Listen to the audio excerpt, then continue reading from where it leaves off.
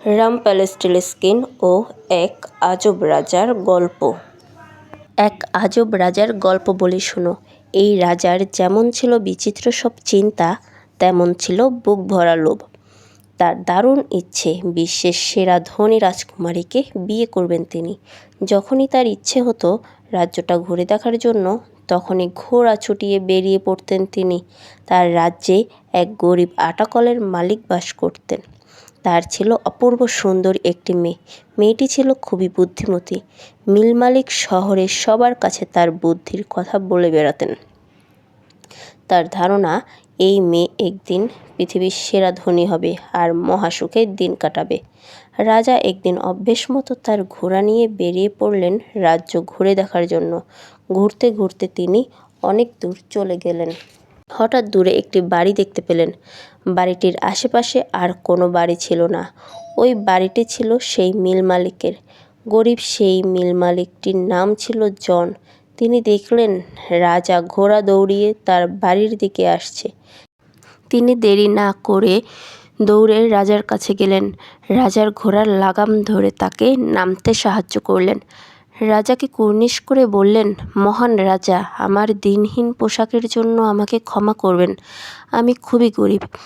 আমার ভাঙা ঘরে আপনাকে বসতে দেবার মতো কোনো ব্যবস্থা নেই, কিন্তু আমার এমন একটি অসাধারণ জিনিস আছে যা আপনার নেই। রাজা জানতে চাইলেন কি সেই জিনিস। জন তার মেয়েকে ডাকলেন। মেয়েটি এলে তিনি রাজার সাথে তার পরিচয় করিয়ে দিয়ে বললেন, হুজুর, আমার এই মেয়েটি যেমন সুন্দরী ঠিক তেমনই বুদ্ধিমতী। এমন মেয়ে আপনার প্রাসাদে নেই। রাজা জনের কথা শুনে হেসে বললেন, সত্যি কি আপনার মেয়ে খুবই বুদ্ধিমতী? জন বললেন, হ্যাঁ মহারাজ, আপনি পরীক্ষা করে দেখতে পারেন।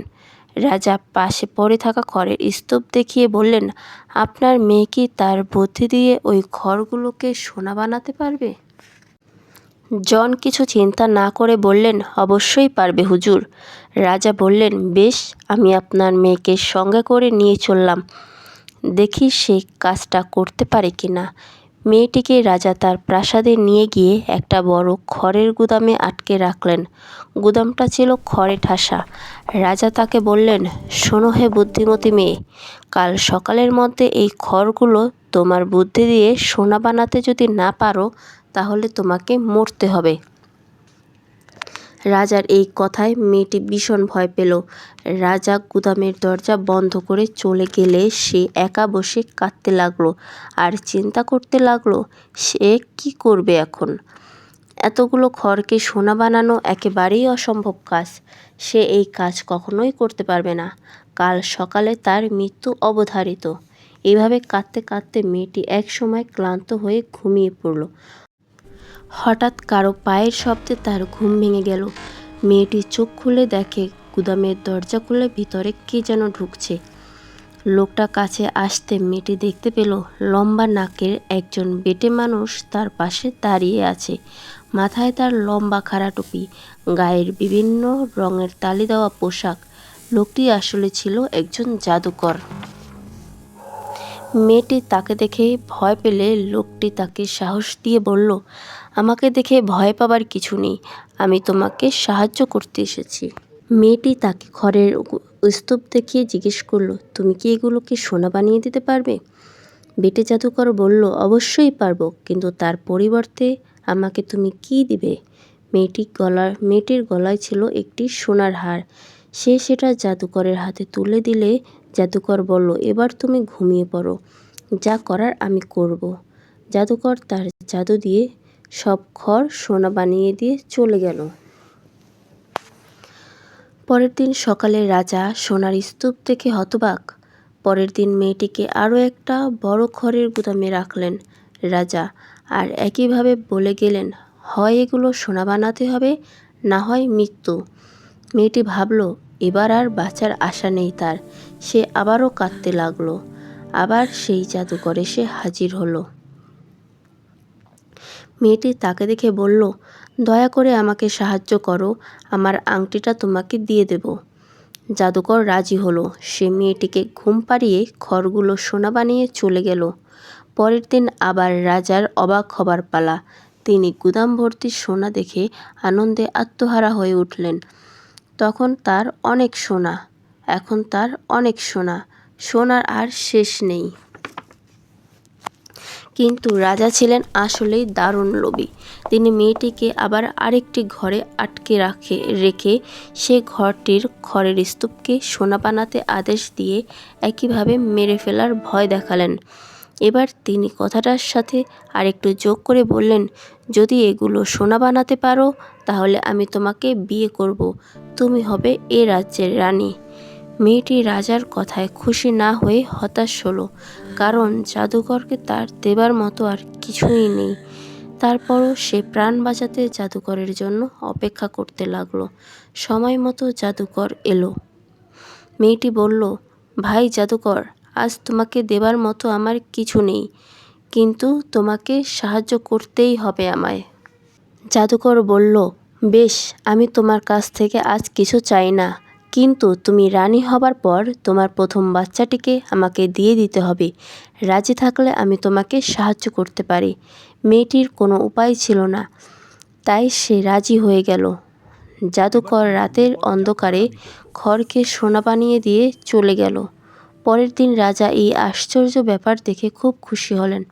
সমস্ত সোনা টাকশালে জমা রেখে দিয়ে তিনি মেয়েটিকে বিয়ে করে তার রানী বানালেন।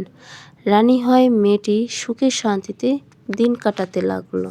1 বছর পর তার কোল আলো করে একটি ছেলে এলো। দারুণ সুন্দর দেখতে ছেলেটি। রানী সারাক্ষণ ছেলেকে বুকে জড়িয়ে রাখেন আর আদর করেন। একদিন হঠাৎ সেই জাদুকর এসে হাজির। তাকে দেখে রানী হতাশায় ভেঙে পড়লেন। জাদুকর বলল, রানী হয়তো তার প্রতিজ্ঞার কথা ভুলে গেছেন। আমি কিন্তু ভুলিনি। কথা মতো আপনার বাচ্চাটিকে আমাকে দিয়ে দিতে হবে, আমি তাকে নিতে এসেছি। রানী কেঁদে বললেন, তুমি আমার বুকের ধনকে নিও না। তার পায়ের কাছে বসে রানী কাকুতি মিনতি করতে লাগলেন। জাদুকর বলল, বেশ, আমি আপনার বাচ্চাকে নেব না, কিন্তু তার পরিবর্তে আমার আসল নাম কি সেটা আপনাকে বলতে হবে।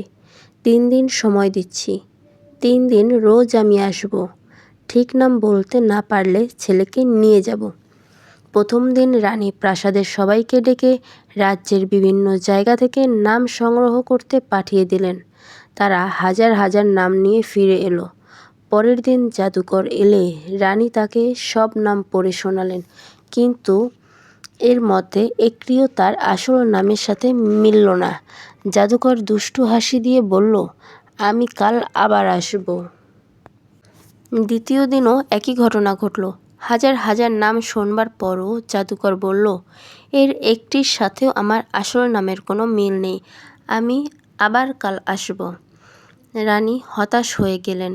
তিনি জানতেন পরের দিনও হাজার হাজার নামের সাথে জাদুকরের নামের কোনো মিল পাওয়া যাবে না।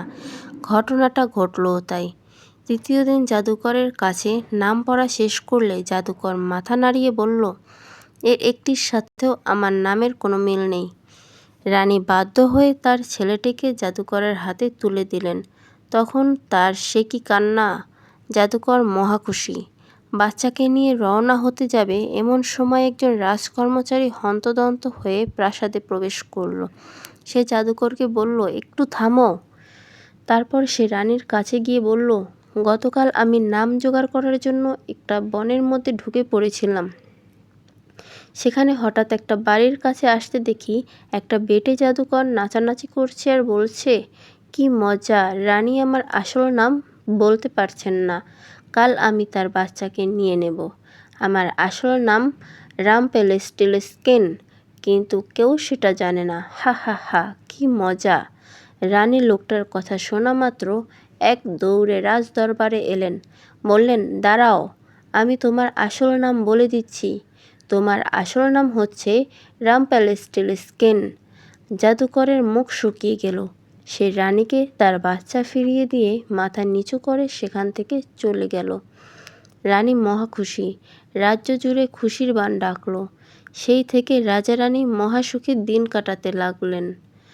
বাচ্চারা, তাহলে এর থেকে আমরা কি শিখতে পারি? লোভ মানুষকে অন্ধকারে আর বুদ্ধি মানুষকে রক্ষা করে। শক্তির চেয়ে বুদ্ধি বড়। কঠিন সময় ধৈর্য ও বুদ্ধি থাকলে মুক্তির পথ পাওয়া যায়।